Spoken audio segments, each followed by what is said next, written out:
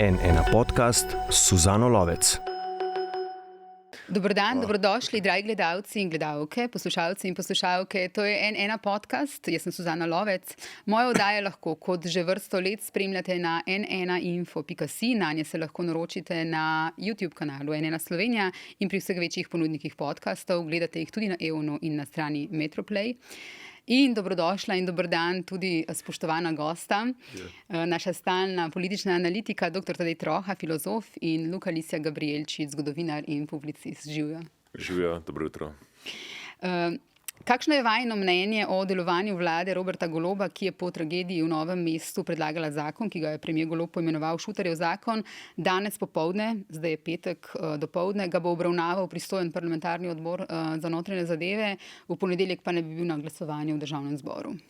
Tadej. Hočeš najprej resen ali bolj... Kar oboje, daj. Ok, bomo začeli na bolj resen način. Jaz sem razmišljal, na kakšen način bi lahko kot nepravnika, nek ta pravni problem, ki s tem zakonom se izpostavlja, kako bi se ga lahko lotil. Jaz mislim, da če ga zagrabim, jaz sem prebral par teh mnenj od pravnikov iz pravne fakultete, strokovnjakov za kazensko pravo, pa ne preletel zakonodajno pravno službo, pa mnenje pravne mreže, pa tako naprej. Zdaj, pa če to kombiniram s tem, kar poslušam izjave, recimo predstavnikov Svobode zlasti, neka ta hecna, mislim, da je tle v pristopu nekaj radikalno napačnega oziroma nekaj radikalno, mislim, tudi zelo nevarnega. Namreč ta problem morebitne protiustavnosti, ki se relativizira, v smislu, bodi si se relativizira na način, da tudi če so kakšni členi morda protiustavni, je to samo ene par členov, ne celoten omnibus. Bodi si se tako reče. Bodi si se reče, mogoče so protiustavni, ampak bomo poskušali jih narediti čim manj protiustavne ali celo neprotiustavne ali čim manj ustavno sporne skozi procedure v parlamentu in tako naprej, ali pa prvi osnutek je bil še bolj protiustaven, zdaj ta je manj, po parlamentu bo pa upajmo čisto. Mislim, da je ta pristop do ustave in ustavnosti, to pravim, da je zgrešena. Ustava ni mišljena, vsaj po mojem mnenju, kot nek dokument, kot neka meja, ki rečemo, okay, tukaj je meja, pa dokler ne stopimo čez, pa smo v redu. Ustava ni negativna kategorija, kjer je treba paziti, ni v smislu nek zapis, nek dogovor, kaj je absolutno narobe, nekaj, kar bi določilo meje, pa tako med pravim in nepravim, ali pa med dopustnim ali pa nedopustnim. Ustavo je treba pozitivno izvrševati, vzeti njen duh, določila, ki so v ustavi, tudi kombinirano gledati in poskušati zakone oblikovati ne tako, da samo ustavi ne nasprotujejo, ampak da so po duhu ustave napisani. Da poskušajo, kaj pa vem, ko gre, recimo zlasti, ko gre za človekove pravice, gre za vprašanje, kako te človekove pravice narediti čim bolj aktivne, čim bolj, da se zanje čim bolj aktivno skrbi. Ne pa, da pogledamo, da vzamemo zakon, pa mislim, to spominja na te res, mislim, te grde, odvetniške, kako bi rekel, neka ta čaranja, kjer mi poskušamo prelisičiti, tako rekoč, črko, ali pa morebitno sestavo ustavnega sodišča, v smislu nastavimo tako, da potem mogoče bo pa test sorazmernosti šel čez. Vsi pa vemo, in to je tukaj sporočilo, in tukaj se mi zdi, da pravo sporočilo prikrito je, da je s to ustavo oziroma s tem, kar ustava v polju človekovih pravic in socialne države in zaščite državljanov in vseh prebivalcev države v pravnih, tudi kazenskih zadevah, da se tukaj hoče rahljati. Da v resnici je neka tendenca neka prikrita, neizrečena sodba, da ta ustava oziroma način, kako mi razumemo ustavo in človekove pravice, da je napačen, da je vedno bil napačen, zlasti, ko to govori levo-sredinska politika, tudi sama sebe, ne, zdaj po tej novi preobrazbi, po tej točki preloma, kot so ugotovili, smatra kot neko instanco, ki je zdaj spregledala, ne, videla svoje napake, zdaj se je stvari začela lotiti drugače in da se je zdaj razprl nek nov teren, ne, na katerem lahko zdaj spet svobodno, ne, razmišlja in se znebi teh spon, ki pa jih ne, zastopajo, ko gre tukaj, ne, pravniki, ne, ki so, zdaj eni bojo rekli, žal bi bo rekel, da so lenja, ne, kdo drug bo mečkam bolj previden, vsi bojo pa jih smatrali kot pač predstavnike nekega tega starega, ne starega sistema, kot bi jih Janša videl, ampak kot starega časa pred tem razodetjem. Ne. In što sem način? Da k temu bomo še prišli pola. Okay, Luka. Bom naredil en krog, pa se bom potem vrnil na izhodišče. Ne. Recimo, ko se je zgodil ta zločin v Novem mestu, so bile različne interpretacije. Ne. Od najbolj izrazito etnicistične in šovinistične, ki je interpretirala ta dogodek kot, kako bi rekel, akumulacijo in izbruh nekega tlečega etničnega sovraštva. To smo zelo videli na desnici, taka interpretacija. Potem je bila tukaj interpretacija, ki jo je obrala vladna koalicija, recimo tudi največja vladna stranka, da je tukaj, bi rekel, popustila država. Da država se je umakala iz nekaterih območij v romskih skupnostih na Dolenjskem, da ni, bi rekel, uveljavila svojo avtoriteto in zdaj mora znova uveljaviti svojo avtoriteto. Potem je bila tukaj interpretacija, da je prišlo v zadnjih letih in verjetno dlje desetletjih, da ni na teh območjih delovala pravna država in tako dalje in tako naprej, da so socialne politike popustile.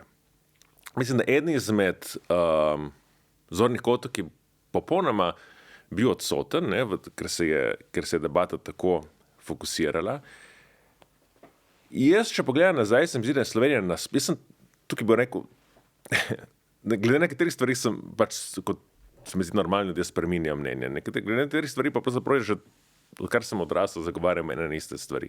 In meni se, da je Slovenija na splošno, se pač to je težko dati take splošne trditve, ampak dobro, na splošno preveč tolerantna do kaznivih dejanj, da je preveč tolerantna tudi do kaznivih dejanj proti telesu in varnost, ne vem, kako se imenujejo, ne, so pravniki.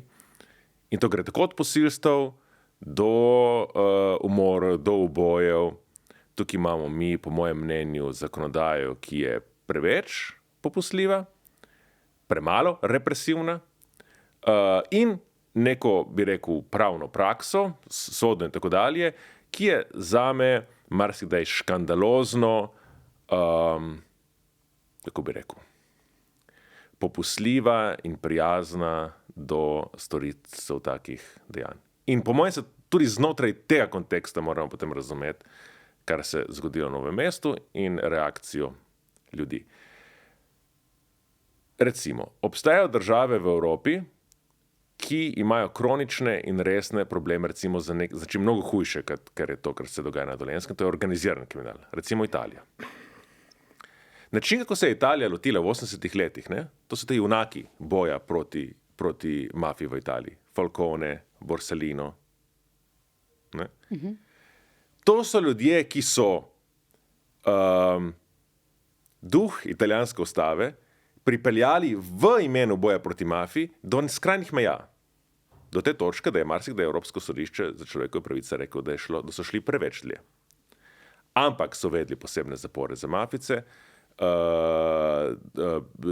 kazenske pač kaznivo dejanje, sodelovanje v mafijskih organizacij in tako dalje in celo v bistvu prilagodili zakonodajo temu, da se lahko država kot varuh varnosti in življenja in zakonitosti, bom pravil, pač bori proti nekomu, ki deluje po nekih popolnoma drugih pravilih. Ne? V tem smislu jaz mislim, da je bil temeljni odziv te vlade, in tukaj se radikalno ne strinjam s Tadejem, v osnovi pravilen.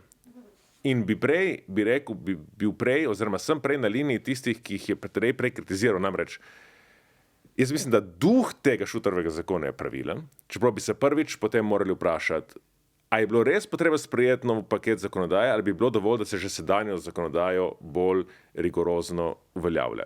Verjetno bi se lahko nagibali prej na to smer. In drugič, gotovo so nekatere ukrepi znotraj tega paketa, tukaj mislim predvsem nedotakljivo stanovanja, ki so protiustavni.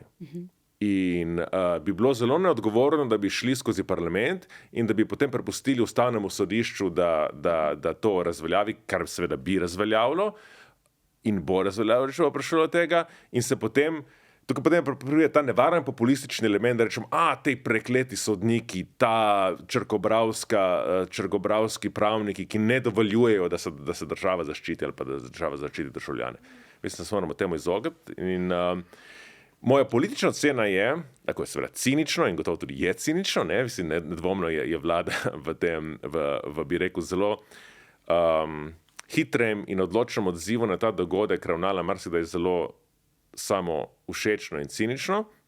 Ampak jaz mislim, da je eden izmed premislekov za tem zakonu ta, da je zdaj vlada, predvsem Gibanje Svoboda, postavila izjemno radikalen predlog in zdaj čaka na predloge, ki jih bo tekom zakonodajnega postopka inkorporirala, da bo v bistvu se postavila pozicijo nekoga, ki je zelo odločno nastopu in ki potem razumno posluša mnenja, ki prihajajo tudi iz strani desne opozicije, recimo, ali pa pravnikov, ki so blizu desne opozicije. Smo bili, recimo, Jan Zobec je odločno nastopil proti temu zakonu, se pravi, tukaj ni neke bi rekel, ločnice, levica, desnica, kar se tega tiče, ne. In bo potem ta zakon na koncu, po mojem mnenju, bo sprejet v precej bolj omiljeni obliki, od katere je bil predstavljen v javnosti, ne. In od tega bo pač vzel, kako bi rekel, iz tega bo črpal politične točke, tisti, ki je nastopil kot odločen in se bo potem predstavil kot nekdo, ki razumno posluša, bi rekel, konstruktivne kritike. Ja, mislim, jaz tukaj ne bi še šel mislim, lahko se pogovarjamo, ne, zdaj in seveda gre za politični PR v osnovi, ne, v motivaciji. Mislim, tudi tukaj ni čist rečeno, da bojo te, kakorkoli, da so pravilno presodili, ne, ampak to je drug problem. Jaz bi zaenkrat ostal, ne, pri teh, na tej temi, a so te stvari tako, kako bi rekel, ko jih v pravni sistem, ne, ki niso samo zakoni, ampak vse, kar iz tega sledi, tudi pač procesi na sodiščih in tako naprej, mislim, res svetujem, ne, vsem gledalcem in poslušalcem, da si grejo prebrati kakšno od teh mnenj, ne, ker je zanimivo, ne, videti v detajle te stvari. Ampak, Kočevski župan je recimo včeraj v Odmevih rekel, samo en primer, ne, češ vso stvar reduciral na iskanje dlake v jajcu, ne, tako. Češ, dajmo spremeniti paradigmo, ne, tukaj nam gre za reševanje nekega urgentnega problema, moramo ga rešiti, ne, kamor sicer zdaj seveda spadajo tudi bagatelne tatvine, kar naenkrat, kar ne vem, moraš se malo potruditi, da najdeš, rekel, povezavo med dogodkom, ki je sprožil, ne, to akcijo in pač krajo Lizika, ne, ampak pustimo, ne. Pač pravni sistem, tako kot politični sistem ali kot kakršenkoli drug sistem, ampak pravni še toliko bolj, zaradi tega, ker je baziran načeloma na procedurah, na pravilih, na tem, da se ne sme v njem... Predvidljivost je tudi. Ja, mislim, seveda, predvidljivost, pa v politiki retroaktivnost ne velja po izbiri, mislim, ni stvar, pač je tako, nisi nikomor zavezan, tukaj te vedno, kadar se začneš posegati, ko dlako v jajce not insertiraš, lahko tvegaš, da sprožiš neke procese, neke učinke, ki jih ne vidiš. Pač, gre za sekundarne, terciarne učinke tega, ki se lahko pojavijo, ki lahko povzroča kaos, preprosto rečeno. Tako kot pač bo ko bo v jajce nekaj prišlo, ti bo zgnilo, ne bo zdaj, mislim, ni iskanje dlake v jajcu, če ga dobesedno vzamemo, ni toliko neumna stvar, ne, ko gre za take stvari. Tako da se mi zdi, da tukaj je treba začeti, ne, in take akcije, ne, ko bi rekel, moraš se vprašati, tragedija, ne, gor ali dol, tako bi rekel, ne, seveda, pa ne mislim zdaj reči, da ne, so bile smrti prej, pa drugod, pa nekaj, ni to bistveno. Očitno je na neki ravni, ne, da je tukaj rasistični moment not padel. Ne. Če se ti odločiš prav v tem trenutku, da to sprožiš, si urgentno situacijo prepoznal zdaj potem, ne. Naslonil si se na problem, je romska problematika not vključena, definitivno nekaj, ne. Zato tudi pridejo pol, ne, tako simptomatično bagatelni prekrški not v ta sistem, ker češ Romi kradejo. Ne. Mislim, ker se ne predpostavlja, da tudi slovenski otroci po šoli seveda, ampak da to delajo romski. Vse to, ne, cela ta širina tega šuterjevega zakona in vsega, ne, je se zgodila zaradi tega, ker v končni fazi bi rekel, se bi lahko zaščitil, kako bi rekel, samo javna zbiranja zaščitima, ne, poskrbim, da policija reagira, ko dobi klic ob 2 ponoč, da se nekaj pred nekim klubom dogaja, pride, zakaj policija tega ni naredila, ne. Tukaj, mislim, se seveda ščiti najbrž. Dobro, samo vemo, zakaj ni naredila, ne? Mislim, jaz ne vem. Ja, jaz vem, ne? Jaz ne vem, no. Tako, sej pravim, če vemo, zakaj ni urgirala, ne, je vedela, zakaj ni urgirala in bi se to dal prej javiti, sporočiti, skomunicirati. Ne. To je zdaj tako, človek mora tudi, ko je na poziciji, vedeti situacije, ki je ne obvlada in to povedati svojim nadrejenima. Ne. In stvari vsi to vedo, ne, že toliko let in se pač stvari gredo naprej po liniji na manjšega odpora. Ne. Potem na točki točki pride nek tak dogodek, ki je bil napovedan in o katerem se je opozarjalo.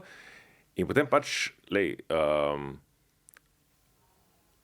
so dve možnosti, ne? Zdaj gledam čisto politično, ti gledaš pravno, kar je pravilno in v bistvu se z vsem tem, kar si rekel, strinjam, ne? Se pravi, mislim, zdaj bi bilo skrajno neugodno, da bi zdaj ta zakon, tako kot ti bo napišen, šel skozi parlament. Pa to se ne bo zgodilo. Ne? Mislim, to pač zato sediva tukaj, ker veva, kako neki veva v političnem procesu in veva se to ne bo zgodilo, ker vemo, da ima ta zakon tihe, bi rekel, ki se ne javljajo, ampak zelo odločen nasprotnike znotraj koalicije in znotraj opozicije. Ne?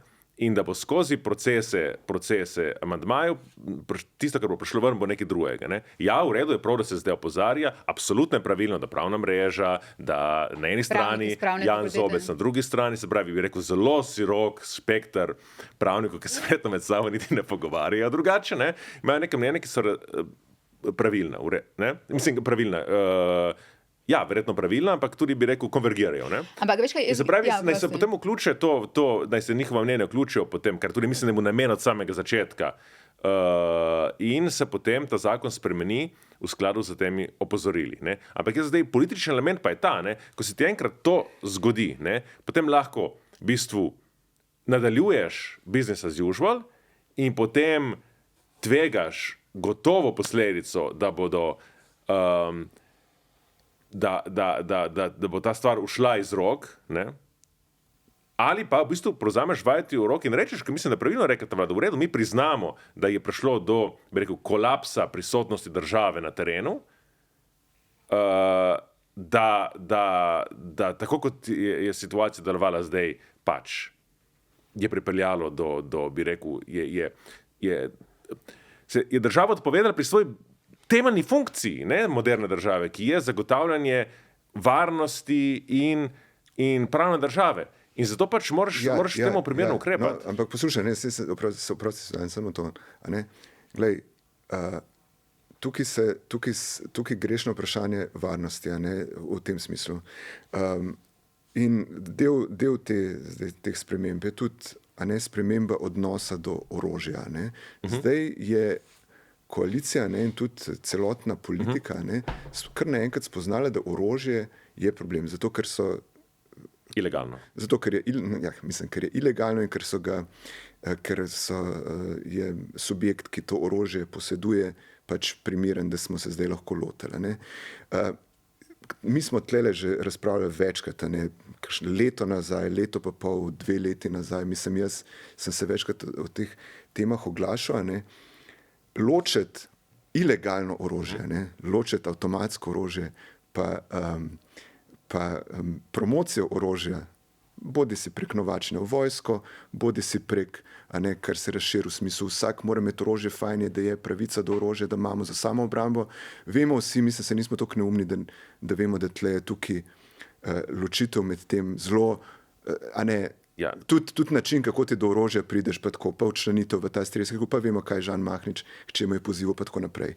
In ko smo mi to govorili, ko sem jaz govoril, ko so nekateri ljudje o tem govorili, to je padel v luknjo. In zdaj, kar naenkrat je to so spoznali. Tako da jaz nimam, bom tako rekel, čist nobene, moja vez je tukaj popolnoma čista, ker loteti se problema ilegalnega orožja, kjer skupine, ki so, kako rekel, skupnosti, ne samo pri nas, posod drugod, ki so marginalizirane na take drugačne načine, ki izdelajo svojo lastno skupnost v državi, na nek način se povežejo v neko organizacijo, bolj ali manj trdno urejeno.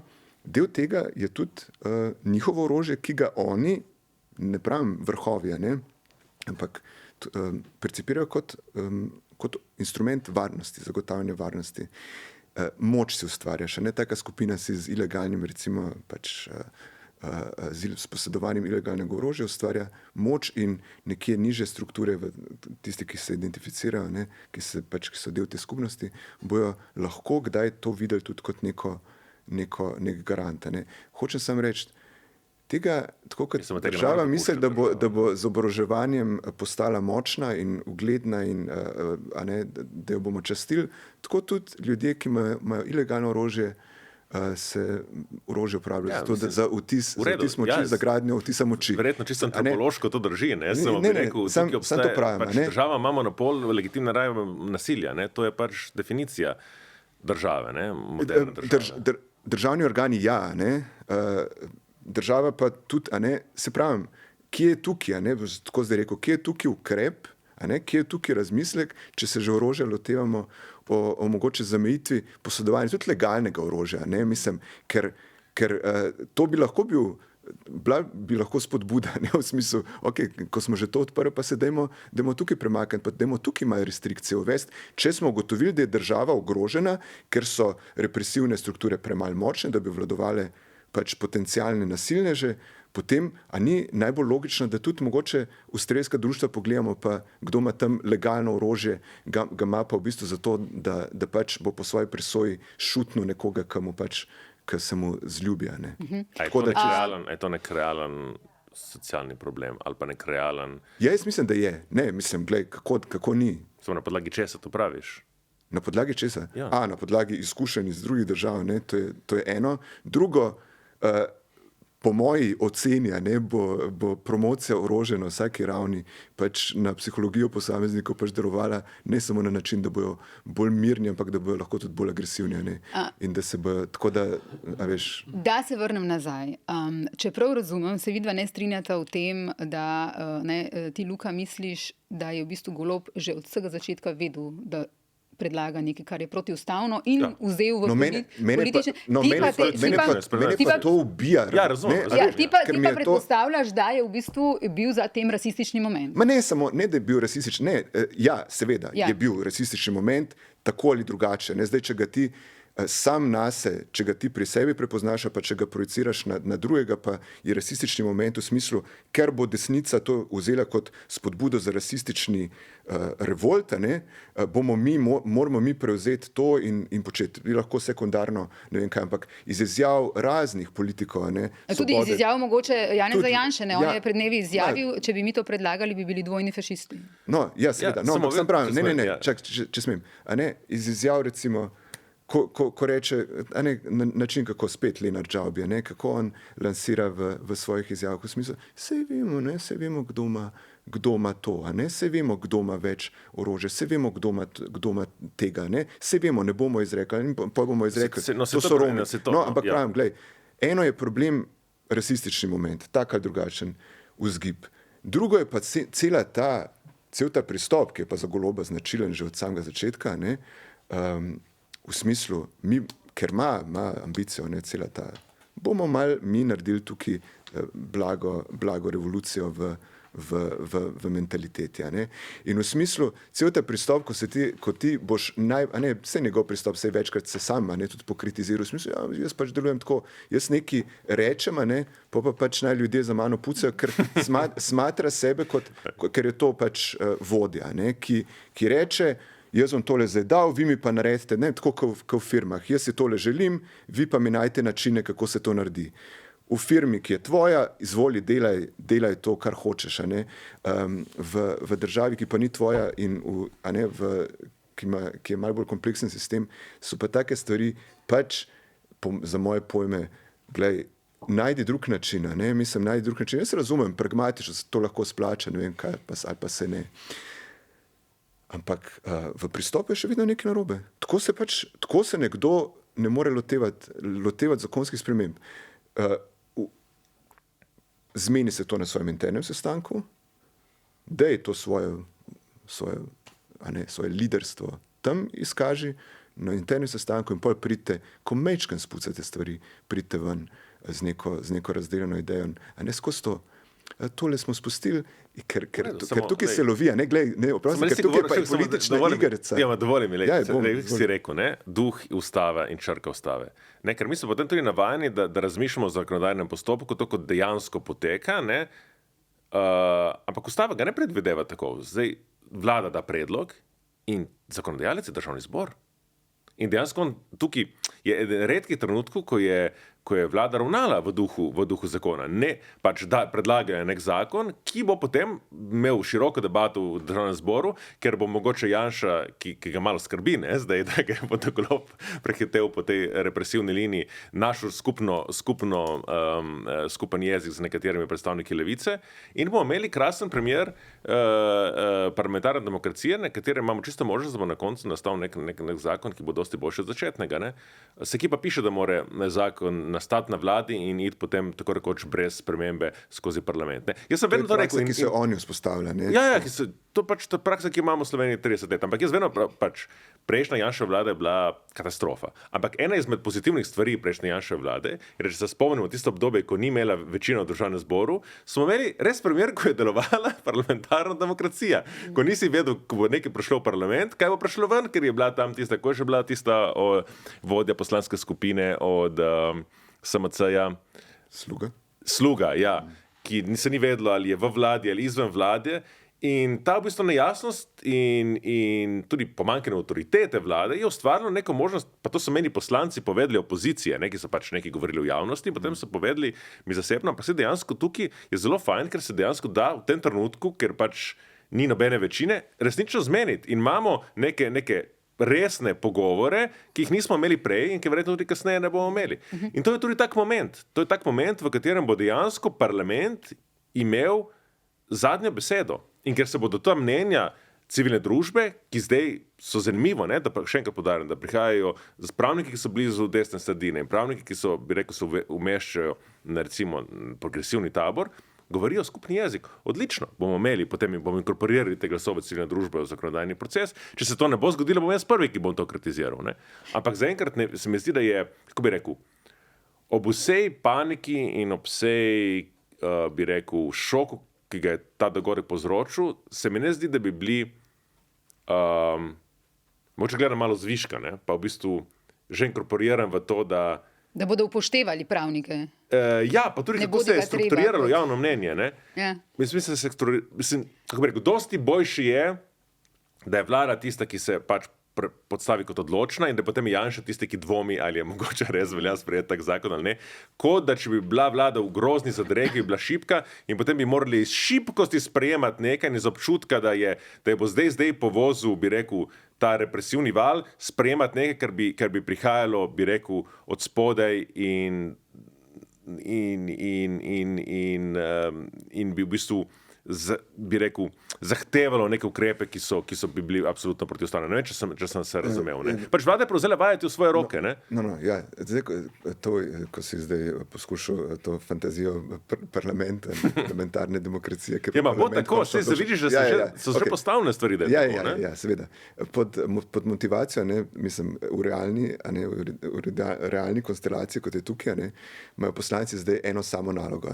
Ne sprejeti dober zakon, se pravi, strani vrhovnega vodja. Ne sprejeti dobrega zakona, to ni njihova glavna naloga. Glavna naloga je doseči soglasje in demonstrirati soglasje. Ja. Pokazati, da so vsi enotni in Bog ne da bo kdo proti, glasoval. Tako, samo to ni slab cilj, ker vsi vejo, da je to. Absolutno je slab cilj. Ne. Zakaj?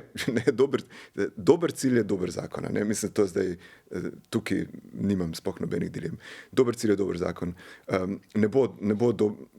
Ne sprejmem, da bo, a veš, ko boš najdel kompromis v smislu, da bo, Nataša Sukič ravno toliko zadovoljna z zakonom, da ne bo glasovala proti, če je to motiv, če je to, ko rekel, če tako mi reguliramo. Tako poteka parlamentarna demokracija. Poteka lahko tako, da človek lahko glasuje proti, razumeš? Lahko glasuje proti ali pa glasuje za po svoji volji. Zakaj ne bo? Zakaj praviš, da ne bodo glasovali? Poglej javno mnenje.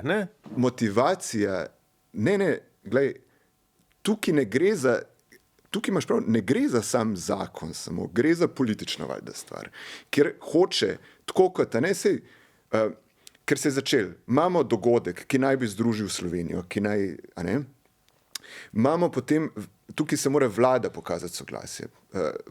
Zelo si dobrika, tudi na ravni, par teh soočen, ki je bilo med poslanci Svobode in SDS, mislim, to srčke bi lahko risal okrog. Mislim, tako, nisi mogel, če bi tako, če si pogledal kaj tega.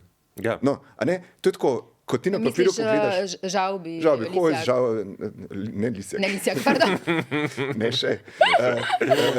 V glavu, ko ti pogledaš ko rečejo v dnevniku ne napovejo ali pa na 14 ur napovejo, zvečer se bosta pa sooča poslanec SDS, pa Svobode, to bo clash. Lise Žalbi. In pol je v bistvu glavni, kdo je glavna tarča teh, Glavni nasprotniki so poslanci Levice, vsaj tisti, ki niso ne pa notri ministri. Ker enega smo že frcnili stran, naslednji so na vrsti,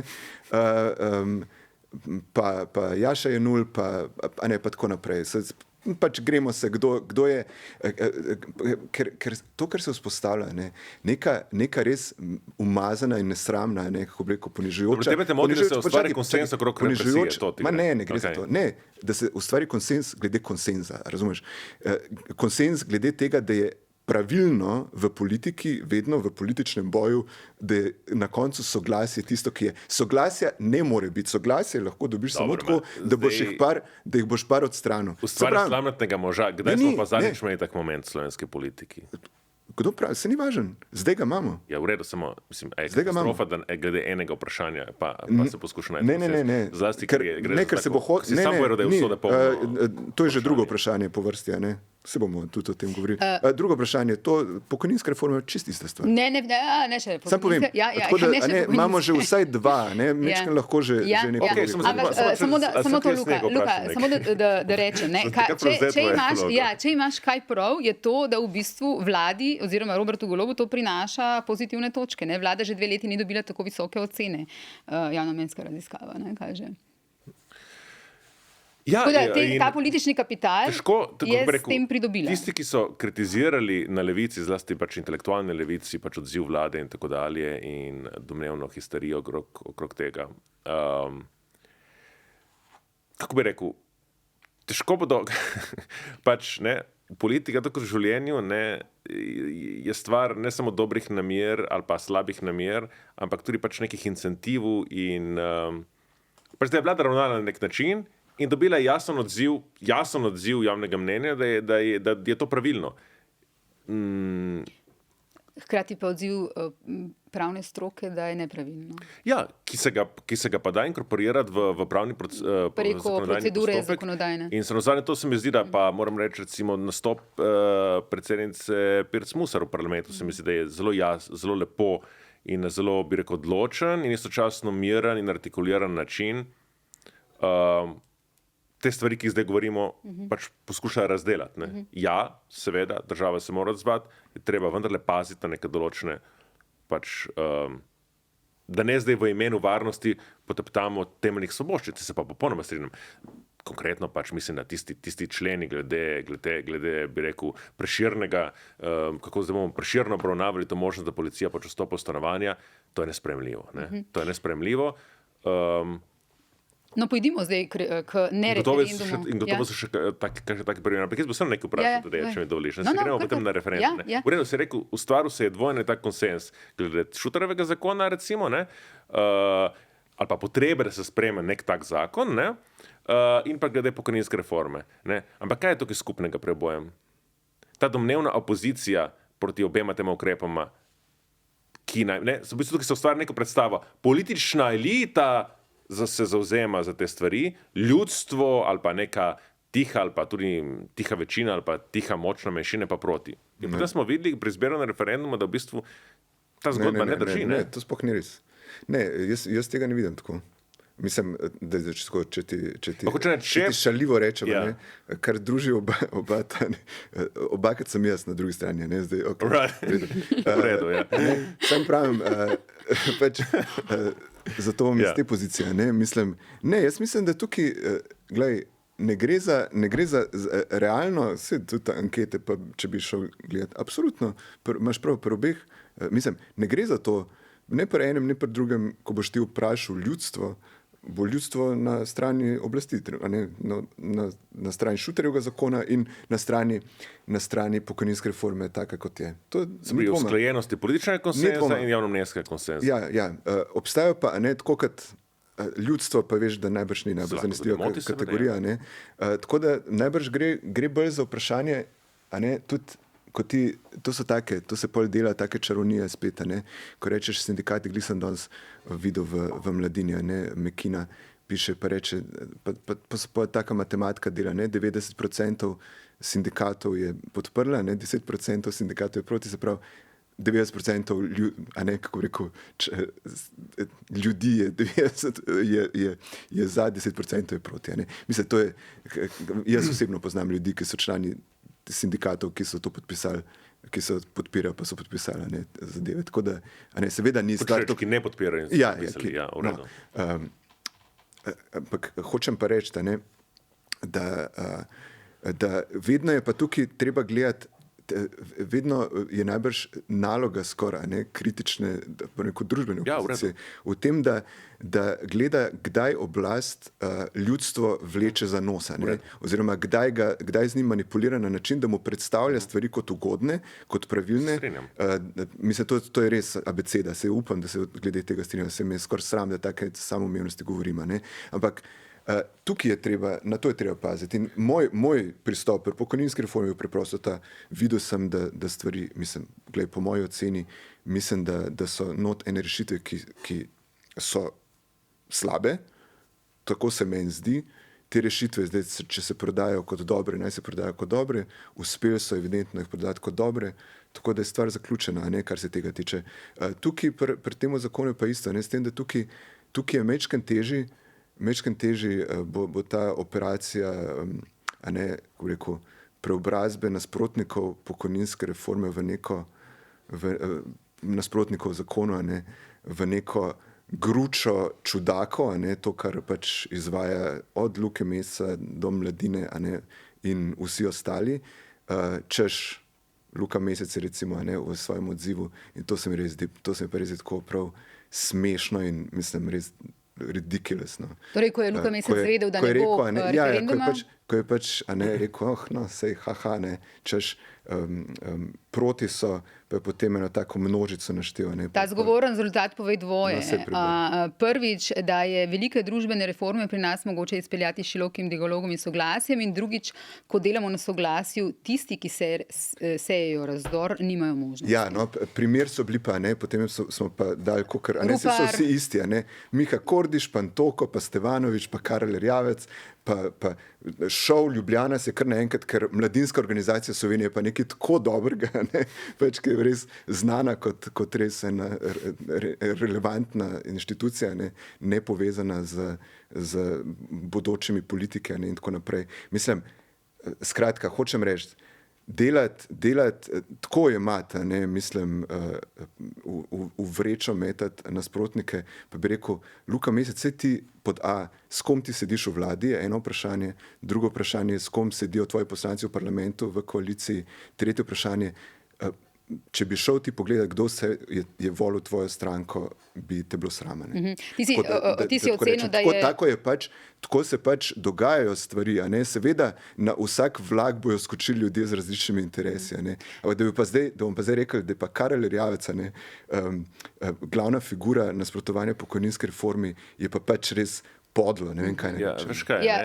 Oprosti, ti si rekel, napisal si, da je Luka Mesec zadžuskal na grobu svojih po novem najhujših sovražnikov.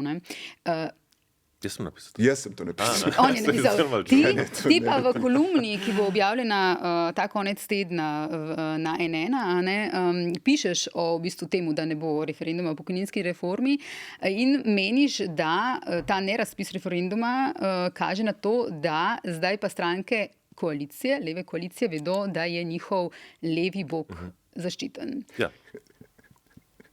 Ja. Kdo je levi bog? Levi bog je Robert Golob. Ti si. Levi bog je Robert Golob.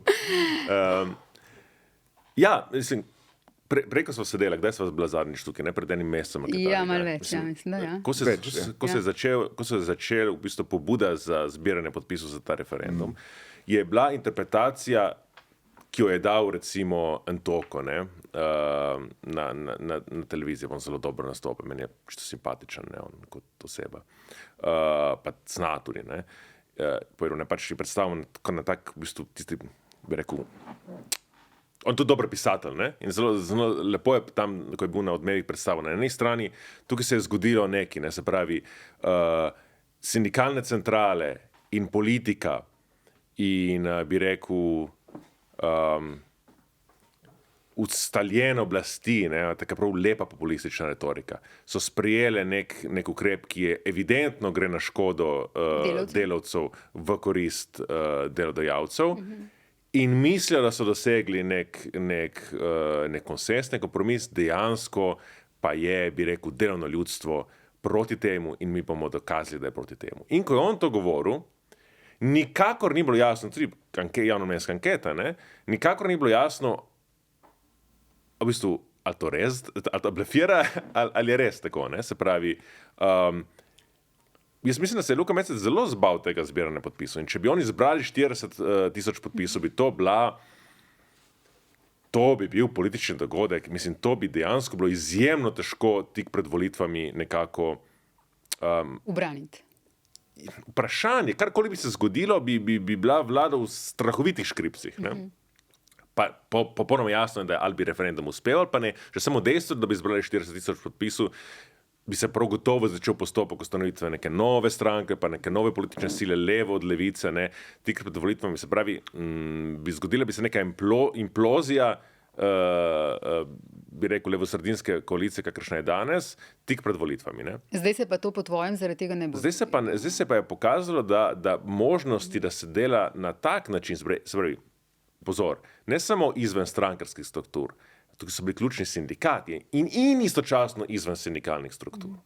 Pravi, to čisto populistično retoriko, levo populistično, proti, bi rekel, realno obstoječi levici slovenski, to ta trenutek ni mogoče.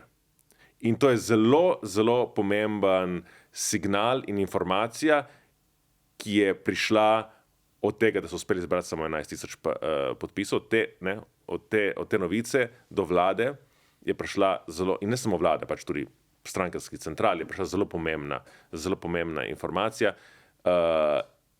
Ni se nam treba bati, da bo nam nastala neka močna sila, ki nam bo konkurirala iz levice. Ne? To pred enim mesecem nekako ni bilo jasno, da je tako. Mislim, se strinjam, da je to pomemben signal. Ne strinjam se mogoče s tem, da kako bi rekel, mogoče bi sam tle dodal, take stvari ne nastanejo, kako bi rekel, niso same od sebe. Ne? Treba je malo kaj narediti za to. In tukaj pač definitivno ni pobudnikom referenduma ni pomagali to, da je bil praktično, mislim, vedno ljudje radi govorijo, medijski molk, pa tako, pa ljudje niso prepuščeni. No, jaz, I beg to disagree, mislim, absolutno je bil, ne. Ja, ne. V času kampanje, ne vem, kjer je medije te spremljali. Zbiranje podpisov. V času zbiranja podpisov, ne. Na Odmevih so bili. Kdaj? Tako, ko so začeli zbirati podpisov, so imeli. Mogoče, glej. Sigurno, ne mogoče. Hočem reči, glej, glavna nisem niti hotel, ni tam molk bistven. Bistveno je to, pa mislim, da res je tako, ko se je zbrala, zato pravim, da je bilo treba za to nekaj narediti. Ne? Na dan, ko se je začel zbirati podpisov, so sindikati, tisti, ki so podpisali, ki podpirajo reformo, so sklicali konferenco in je bila to, in jim je uspel seveda iz tega narediti glavna novica. Ne? Tako kot je dostkrat metoda, ki jo Janša obvlada, naredim svoj odziv, pa bom potem s tem premagal nasprotnika, ker bom se že isti dan odzval in bom jaz tudi novica ali pa bom jaz celo večja novica kot tisti, ki je sprožil neko pobudo. In to so naredili sindikati, pač ti, ki podpirajo reformo. So se zavedali nevarnosti hočem reči, seveda, zase tudi. Se pravi, tukaj, stvar bi lahko, če ne bi sindikati takrat tega naredili. To bi bil, če se nasprotnik ne bi bojeval, bi nam uspelo. Glej, samo pravim, glej, tukaj samo poudarjam, neko delo je bilo opravljeno za to, da se je to tako naredilo. Najprej sindikat. Lahko si predstavljam situacijo, kjer bi ta zbiranje podpisov bilo prvi dan zelo, bi bil velik pomp okrog tega, začeli se zbirati in potem, kot se stvari zgodijo, bi se mogoče še par naključij zgodil, pa bi vse skupaj postala večja tema. Dejstvo je, da praktično ni noben mnenjski voditelj podprl zbiranja podpisov, da je tukaj nastal kar lep konsens, glede tega, da je to neumnost in narobe, da je to populistično, pa ne vem kaj, iz takih drugačnih razlogov, je tudi seveda pomagal pri temu. Jaz, ko sem se takrat na začetku pač samo javno deklariral, moje, tako, mal, če zdaj tako gledam, človek mečkam preizkusi terena, v smislu, ali bo možna okrog tega nekoliko bolj poglobljena, mečkam bolj resna debata, kjer se ne bomo osredotočili samo na par gesel, pa na delovno ljudstvo, pa tako naprej, ampak na neke mečkam bolj resne stvari, ki so not. To se pač ni zgodilo, mislim. Ampak to se ni zgodilo zaradi tega, ker so se strukture v levici, potem v sindikatih, v medijih, v medijih? Ja, seveda, ja pa čakaj, halo. Mislim, zdaj ne vemo, kjer jih, ne bom še enkrat omenil izga medija, kot sem ga že prej, ampak tako, tukaj je zelo jasno bilo sporočilo, tako kot je vedno v takih, ko se stvari na levo od levice kaj začne dogajati, je vedno pač alarm, pri določenih mnenjskih voditeljih, da je to nekaj najhujšega, kaj se lahko zgodi, ker se reče, če bo levica okrušena, pa bo potem to se, sej glavna motivacija itak, da Golob postane, sej ni koga briga levica v parlamentu. Ampak to, da je zaščiten levi bok, levi bok leve koalicije. Ja. Se lahko to mislim, zdaj govorimo o pokojninski reformi, ampak se lahko to spremeni, če bo recimo civilna družba, leva civilna družba, zaradi stvari, kot so recimo Šuterjev zakon, način delovanja, če se bo recimo nadaljevalo to tudi na kakšnih drugih področjih, ali jih lahko v bistvu človekove pravice pa ta levi bok zrevoltirajo tako močno, da bi vseeno postal relevanten. In da bi koalicijo recimo načenjal njeno podporo. Jaz mislim, da ne. Luka? Tadej. Danes pa imam, jaz moment. Zakaj? Boš pa analiziral. Kaj je vprašanje? Ali po tvojem mnenju po dolgem času se izrazito ne strinjava, ne? Te je zmedlo. Ja, da sem kar zmedena. Ali se lahko zgodi, da če recimo pokojninska reforma, to, da ne bo referenduma, da je zaščiten zdaj levi bok, ali se ta levi bok lahko zrevoltira in zgodi Golobovi koaliciji in vsem levim strankam, če bodo šle v smeri, kot je bil Šuterje. Tako, torej, ali lahko imamo kolesarje tudi pod Golobovo vlado? Mislim, seveda jih lahko imamo, ne? Zdaj pa, mislim, je pa to drugo, mislim, množica pa grupacija okrog nasprotnikov Šuterjevega zakona je neka popolnoma druga množica. Seveda so noter, presek obstaja, ne? In zanimivo je bilo, ne? In to moram pa prizati priznanje, tem, kako rekel, teorije so vedno bile, ti si najbrž tudi poznaš, ali pa se celo strinjaš s tem, kako se vedno stvari na podkve, kako se pač levica, kako bo levica, skrajna levica vedno se skrajno desnico najdla recimo v nekem rasizmu ali pa čem takem, recimo, ali pa v neki v takih stvarih. Moram reči, treba dati priznanje, od vseh politikov, vseh poslancev pač v parlamentu je Miha Kordiš bil glede nevarnosti rasizma, v odzivu na uboj Šuterja, je bil najbolj zgleden, moram reči. In tukaj je zanimivo, da se je res, in tukaj to me razveseljuje, tudi ko gledam krog, ki ga imam jaz, okrog sebe, se tukaj bolj kot ne strinjamo glede obeh stvari. Tako da bi rekel, ne mislim, da bo to omajali, to moč, te stvari so dokaj stabilizirane. Bolj se bojim, da mislim, levica bi se morala bati nečesa drugega, da se ta kalkulacija morda pa vsaj ne bo šla. Mislim, da tukaj revolt, ki ga sproža, mislim, jaz moram reči tudi sam zase, čisto iskreno, pa se nisem niti redni volilec levice bil, ampak prav, mislim, tako bi rekel, še dve izjavi, pa bom se zaklel, da ne bom mogel voliti. Tako čisto, zaradi tega, ker so pa stvari, ki pa tako skoraj zaradi ponosa. Ljudje najbrž ne marajo non-stop poslušati, da so iracionalni, naivni, da so koristni idioti, da branijo staro pravdo, da so populisti, da v resnici ne vejo, da rušijo, tudi če ne rušijo. Tega se naveličaš, in v takih momentih boš poskušal iskati koga drugega, morda, paradoksno, raje bolj proti sredini, samo zato, da ker te sredine ne ponižujejo. Tako, pa ne govorim zdaj, mislim, jaz nisem tukaj relevant, samo pravim, kot primera, ker ljudje imajo psihologije, tudi kot volivci. Ni pa nič rečeno, ker meni se zdelo popolnoma normalno, da se vse te debate okrog tega, okrog pokojninske reforme lahko potekajo. Zakaj treba narediti vedno tako dramo? Jaz sem tudi na tem podcastu zadnjič govoril, meni se ni zdelo nič rečeno, tudi če bi ta referendum bil tako iz koristnih razlogov za levico, da bi to škodili. Ker tam bi vsaj bila v prvem planu. Tako. Tukaj pa zdaj, bolj ko bojo volitve šle, ko ti enkrat sprožiš to, vsi morajo isto glasovati, vsi morajo, Bog ne daj, da je kdo proti, bojo tudi koalicija s volivcem skozi bolj sporočala, ko greš na volitve, boste soglasni, kar pomeni, da za levico pa za SD ste lahko samo vzdržani, tako rekoč. Se pravi, da bodite, če ste volivci levice, po srcu, bodite vzdržani, pa rajš volite dajte rajš glas za svobodo.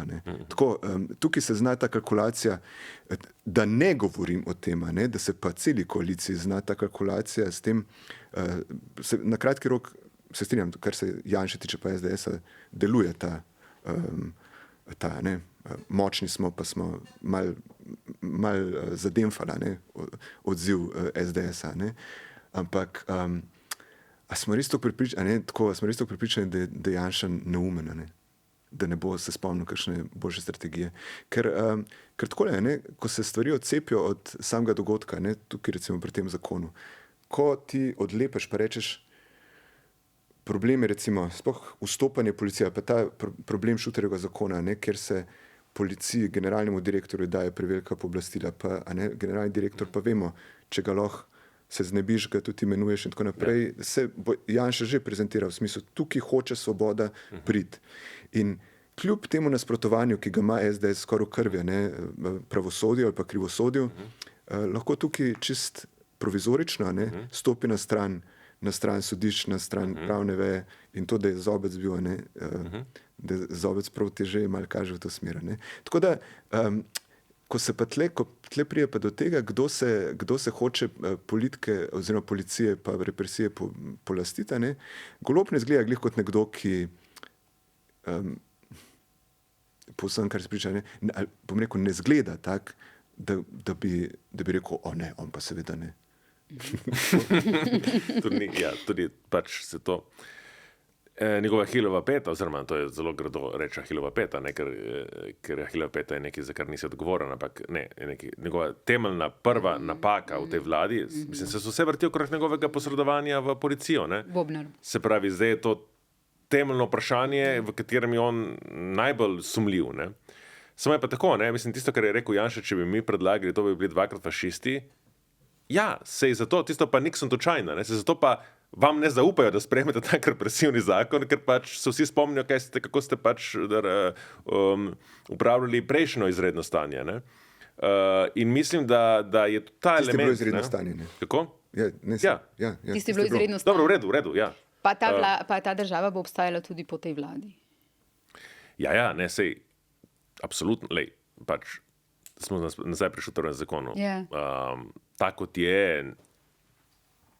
kot je, ne more skozi, so nekateri elementi, ki se morajo spremeniti, o tem ni nobenega dvoma. Ne. Samo mislim, da je tudi ta element, ne, ker na koncu bo, ne, je tisti argument. Pazite, kaj delate in kakšne ukrepe sprejemate, ker vedno imejte v mislih, da bo lahko te ukrepe uporabil tudi neka vlada, ki vam ne bo všeč. In to je vedno dober argument. Ne. Ampak mislim, da v tem trenutku slovenska javnost ni na točki, da bi rekla, zaradi tega se bomo pač odpovedali okrepitvi te Nismo še dovolj blizu volitvam. Raje bomo bolj resno premislili, komu bomo dali ta pooblastila v roke. Ne? In v tem sporu, pa kljub temu, da ljudje ne zaupajo in pa upravičeno ne zaupajo ravno zelo Golobu glede teh vprašanj, po mojem vendarle bolj zaupajo kot Janši. In to je vse, kar potrebuje ta trenutek. Ja, seveda. S tem, da ne... Pa manj se ga bojijo. Ta linija v smislu, ta linija, ki se tako nekako ponuja, ne, v smislu, sprejemamo ta zakon, pa kot so mi kakšni kolegi rekli, ne, mislim, ni moj razmislek, ne, v smislu, sprejemamo ta zakon, zdaj bomo pa na volitvah rekli, ker smo mi sprejeli ta zakon, ki je malo represiven, le pazite, koga boste volili, ne, da boste nas, da ne boste Janša. To je cinično, ne, ampak to je stvar, ki jo lahko samo podtalno, rekel, implicitno serviraš, ne, ker ne moreš izreči. In jaz pač, v družbi imajo ljudje različne funkcije. Ne, jaz svojo funkcijo vidim tudi v tem, da recimo rečem, prav je, ne, mislim, kako rekel, da prav je, da imamo zavedanje, da na enem polu politike obstaja vsaj to, da takih stvari ne moreš reči, da ne moreš biti toliko ciničen pa tega reči na glas, da je to nekaj pomeni, da obstaja seveda in vse te kritike, ki jih človek daje, seveda izhajajo najprej iz tega, da so te ljudje za razliko od kakšnih skrajnih na desnici, da so pač malo razcepljeni. Jaz to razumem psihološko. To ni slabo. Mislim, samo po sebi, seveda je ni slabo, hočem reči na to. Zdaj, kaj iz te svoje razcepljenosti narediš, ne?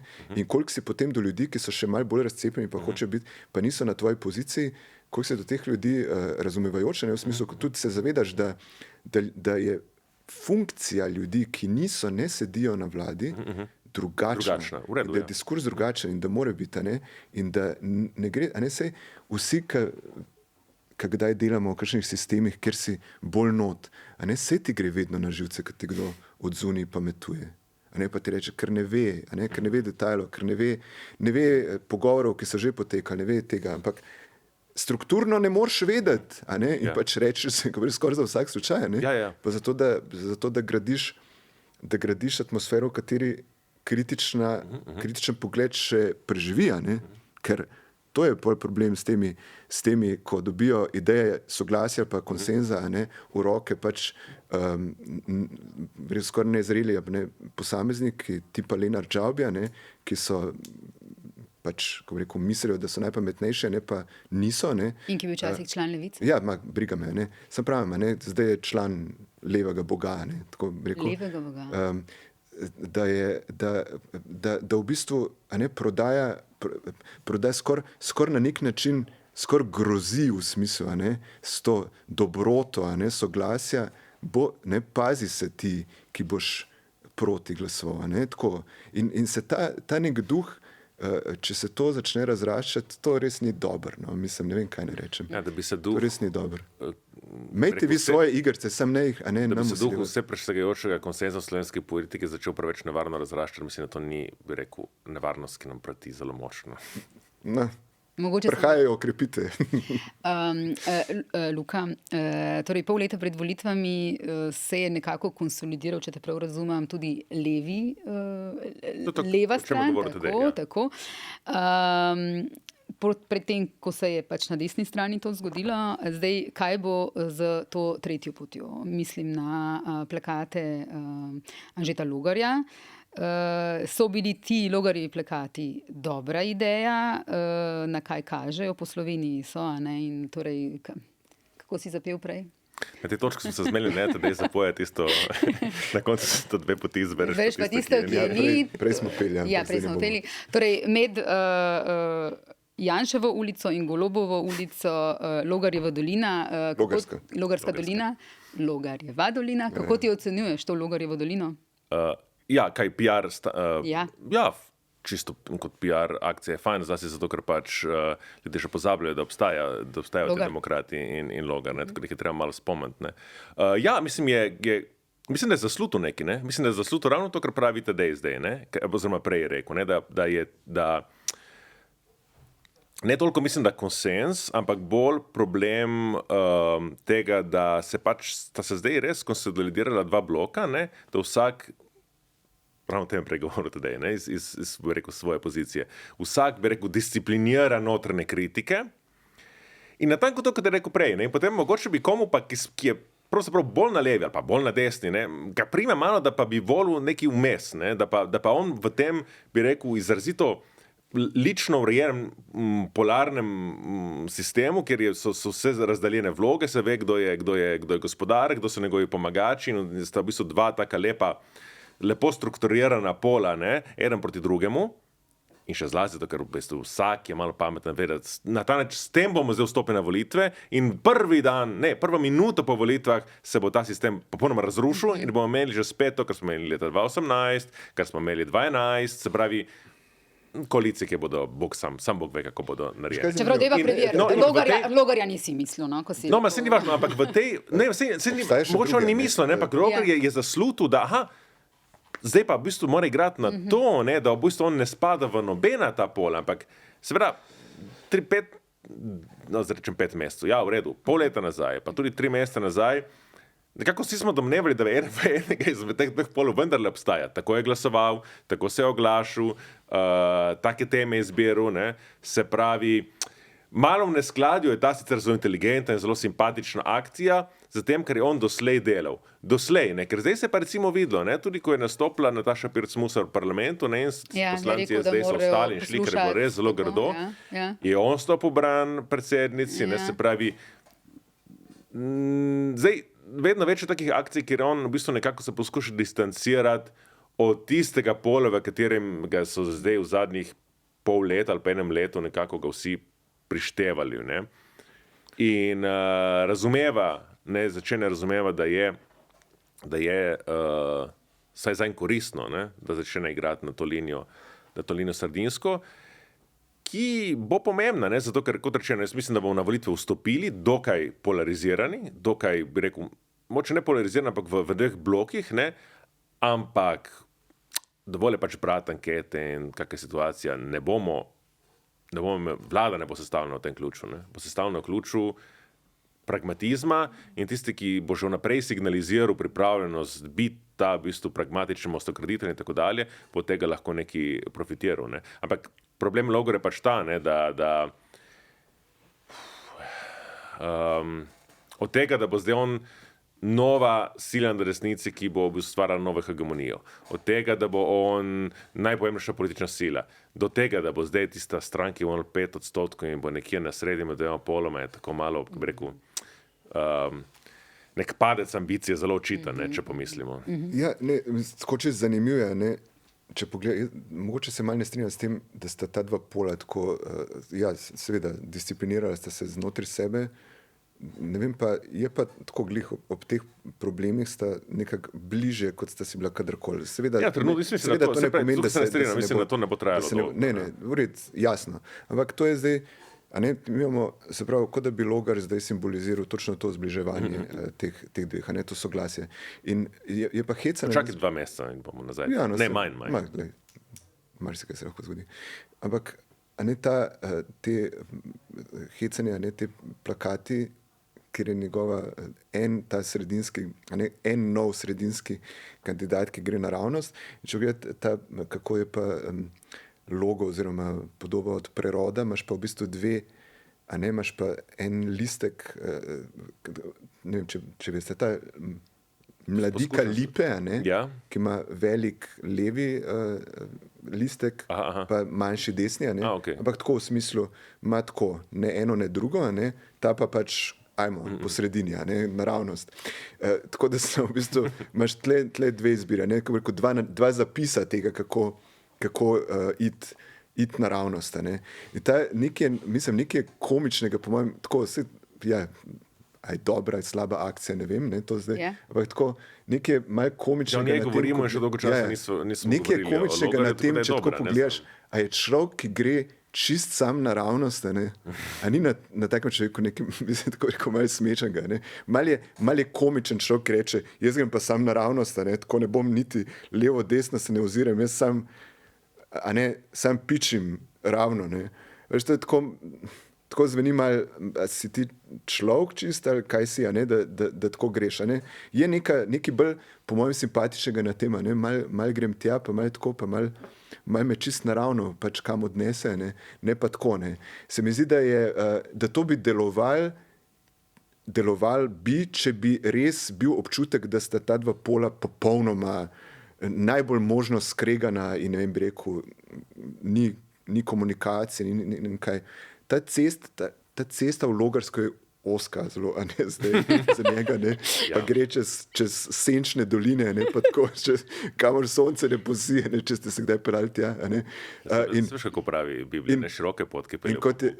In pol, kot je, mislim, da je na Twitterju rekel, mislim, da je to probil Roni Kordiš, da je rekel, da je to slepa ulica, to pa tudi rečeš v Logarski dolini. Tako da, mislim, nekaj hecenga je eno, ampak tako, sam pravim, pravo vprašanje, če rečem, iz tega pa je, kako se bo ta če zdaj gremo v to čist najbolj klasično politično analizo, kaj se bo iz tega videza, da se ta dva pola približujeta, a to odpira prostor za sredino ali ne?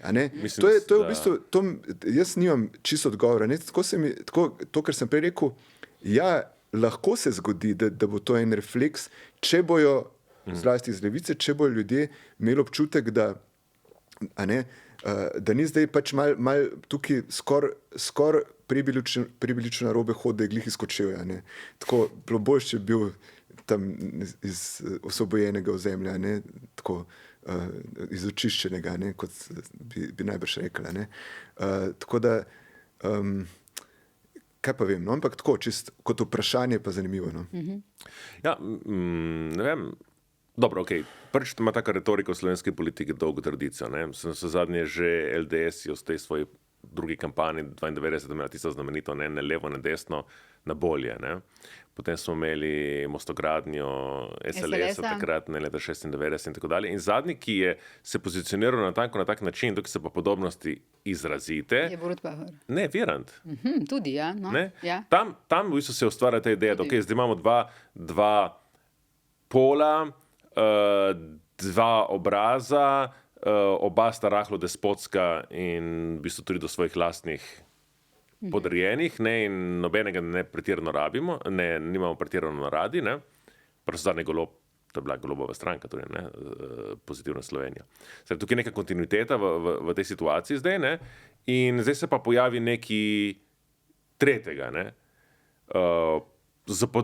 dokaj podobno, bi rekel, tudi ideološko usmeritvijo, ne, se pravi, ta navezava na Viranta je, se mi zdi najbolj očitna, ne. Samo da je, ki po mojem pa sporoča bolj to,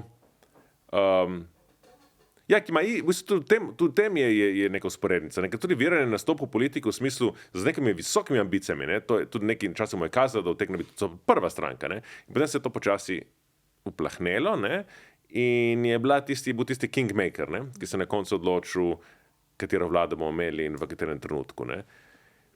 In meni se zdi, da ta kampanja signalizira v bistvu to, da hoče biti tudi Anže Logar kingmaker, ne? Kar je sigurno ni ravno, bi rekel, neka zelo ambiciozna pozicija, je pa sigurno dosti bolj ambiciozna, kot biti figov list na Janševi vladi. Ne? Hvala lepa obema za vajina mnenja, ki so se na nekih točkah spoštljivo nesoglasje in spoštljivo kresali. Sovražniki so bolj zunanji. Tako. Hvala lepa obema in upam, da kmalu spet. Hvala.